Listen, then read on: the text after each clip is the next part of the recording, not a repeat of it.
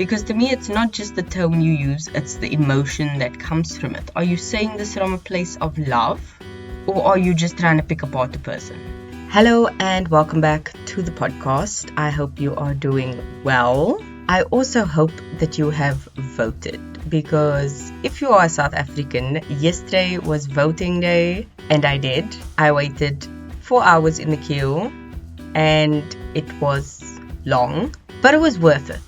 I think everyone in the nation kind of felt the urgency and the importance of this particular election, just because it's been ramping up in a way prior elections have not.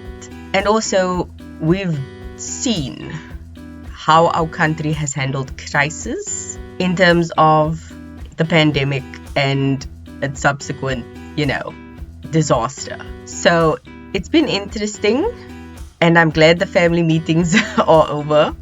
The next thing we are looking forward to is load shedding, which I'm making sure everything is charged and ready.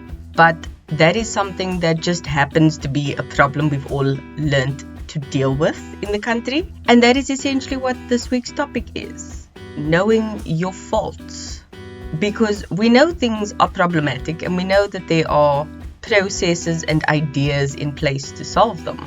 But it doesn't always work out that way. But I think awareness is key to at least seeing that there is a problem. And as per usual, I put a personal spin on it. So as much as we know external factors are an issue, like load shedding, like the issues around getting people to voting stations, we also need to check ourselves and the people around us. Because understanding your own faults first will make you a better person, especially when it comes to pointing out the faults of others and how you interact with them with their faults.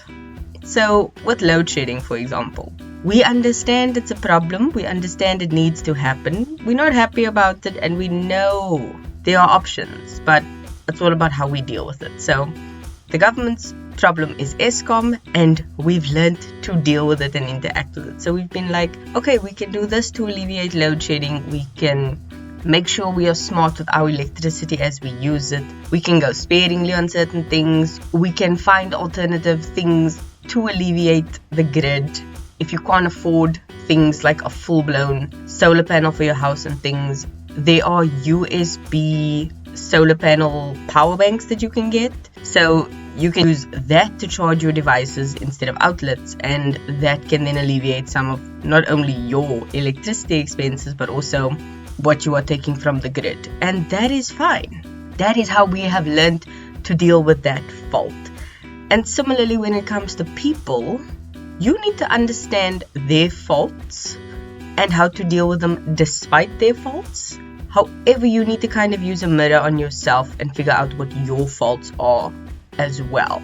I did mention a while ago, I was very proud of myself for being able to just go up and speak to people and stand in a group outside of my comfort zone. Yes, still within family bounds, but I challenged myself to do that, and I was very proud that I did, and it turned out so well for me. And that is something I know I personally struggle with.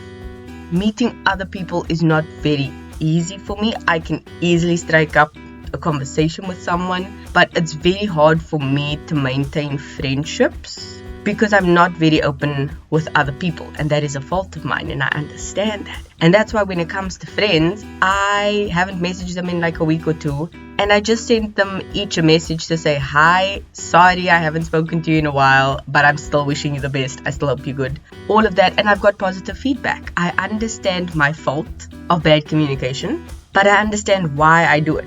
I was sick, I was miserable, I did not want to speak to people, so I did not. Learning to just give them a heads up and be like, look, it's not you, you've done nothing wrong, I'm just going through something and I need space to deal with it, makes all the difference. In the same way, you need to not only observe yourself, but observe other people around you. Take time to look, listen, and learn from them. See what they're doing, see what they're not doing, and try and understand why they do those things. Because what you see as someone else's faults or a problem could literally just be their self-defense mechanism. It could just be a way for them to protect themselves, and that is not good, it's not bad, it's just something they do. So if they have a tendency to quickly flare up and get mad because you say something to them, maybe taking a step back and being like, that's interesting. Let me see if this happens with other people, or if it's something specific to them and a word triggers them. Like, that can be something specific to them, and learning how to speak to them despite that quote unquote fault will make your life much easier. And theirs, because someone is actually taking time to understand them and meet them where they are. And the same thing with yourself. Take time to observe yourself. See how you feel, see how you react, see how you just behave on the daily. Because for me, I know there are certain things I do that I get upset at myself about, and then things other people do, and I'm easy to forgive them even though it's the same thing. One thing I do have a pet peeve about is people being inconsiderate. I don't know how or why. Just being inconsiderate to other people really just it makes me go from 0 to 100 real quick.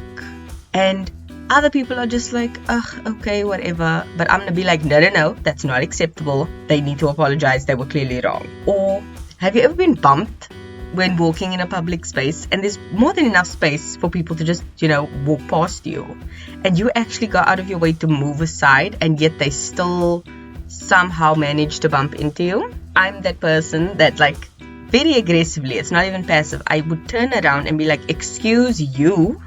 That is me. And I know it's not the nicest thing, and I understand it is a bit of a fault, but to me, I don't see anything wrong with it, because who are you to bump me? I am not insignificant, okay? That is just as is. And it's not that hard to be like, oh, sorry, I was looking at my phone, I wasn't paying attention, my bad. It's not that hard.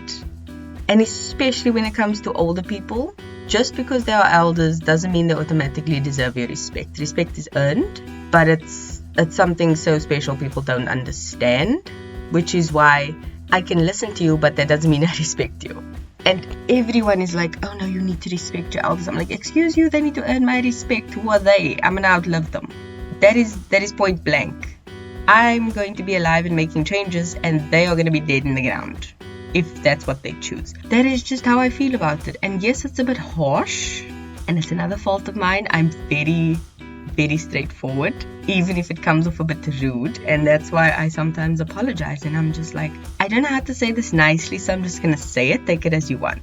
And that's something people need to not get over. I'm not gonna say it like that, but I do think people need to be more open to listening to the words you're saying and not just listening to how you are saying it. Because I always preach and say, it's not just what you're saying, it's how you are saying what you are saying. Because to me, it's not just the tone you use, it's the emotion that comes from it. Are you saying this from a place of love, or are you just trying to pick apart a person? Oof, that was a lot of peas. Okay, I'm going to bring it back on point. The point is, finding faults in others is fine, as long as you've checked yourself first. Knowing what you are doing and how you are dealing with it is brilliant, but also give yourself grace with your faults. It's not easy trying to be better. Being better is one of the hardest things you can possibly try to do in life, because it's easy to just keep going where you're going. It's not easy to change and be a better person. But knowing your faults is going to be the first step, and I think that is why I always encourage doing what you need to do. Do you need to go to therapy? Do you need to journal? Do you need to do shadow work? Do you need to have someone who you can vent to and be like, you know what, I think I did this. Was that a bit harsh? All those kinds of things. So having someone to bounce off of or have some type of sounding board is always going to be helpful. And that's where I think the biggest change comes from. Because if you have someone who's an outsider who can see things that you don't, you're going to get better much faster. So yeah, I am hoping that made sense. And I would like to challenge you, because I think that would be a very fun thing to do. So, my challenge to you is over the next few days, listen to other people and observe them. Take note of things that they do that maybe rub you the wrong way, or things that are like, oof, and make sure to log it somewhere. And after a few days or a week, look back on that list and check it compared to yourself. Okay? Are there things other people have done that just rubbed you the wrong way? Because, for example, it's like, that person was so disrespectful, and that just ticked you off the wrong way. Or is it like, oh my word, that person was so generous, I wish I could be more like that. Do that for a few days to a week and see how you compare yourself to that list, and then try and see what you can implement in your life. Because after all, what is the point of a challenge if you don't gain something from it? So, observe other people and what you think are their quote-unquote faults, or even not faults, just observe them. Do they do good things? Do they do bad things? And then compare that to yourself. Would you like to do those things? Would you not like to do those things? And make a list for yourself based off of that, and imagine yourself as your own friend. If your friend did that, would you agree with it? Or would you be like, I'm sorry, I don't think we can be friends, like this is not on.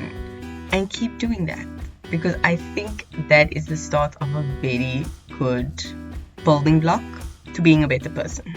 So yeah, I'm gonna end it there. I feel like I've been rambling. Yes, I am still a bit sick. I am taking medication. So if I sound very weird, it's because of that. I apologize. But I hope this episode did actually make sense and there was some sanity in it. But yeah, that's where I'm cutting off the episode. The song of the week is one I love. It's called Walk by Saucy Santana. And this song, you can't just walk to the song, you need to strut to this song. This is find a stretch of whatever and just strut down it, because I can honestly tell you, it is the best. It's got such a good vibe. Absolutely love it. This is not a lyric song. This is not for the lyrics. This is for the beat. Go listen to it. Doing the challenge I issued is gonna make you see you need to be able to walk the walk and not just talk the talk, which is why I chose the song. And it's gonna give you an inner confidence you didn't know you needed. So go forth, do what you need to do. I hope this helps you to be a better being, and I'll see you in the next one. Love you. Bye.